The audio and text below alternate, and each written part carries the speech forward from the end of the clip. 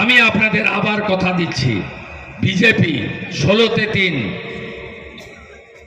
21-এ 77, 26-এ 177 plus.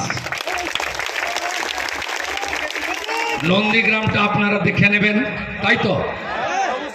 দায়িত্ব নেবেন, তাই তো? মাঝে মাঝে দেখা হবে, মাঝে মাঝে দেখা হবে। আর ভবানীপুরে আমি কেমন করে চোরকে কাটাতে হয়। আমার নাম শুভেন্দু অধিকারী, মেদিনীপুরের ছেলে।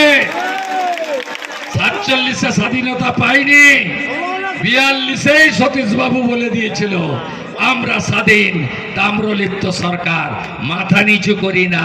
ঝুঁকনে वाला नहीं है, डरने वाला नहीं है, नहीं झुकेगा। লড়ে নেব। মা আছেন কালীঘাটের মা, তার আশীর্বাদ আমি নিয়ে নিয়েছি। উনি ওই দিন নামাজ পড়তে গেছিলেন আর আমি কালীঘাটে মায়ের কাছে গেছিলাম।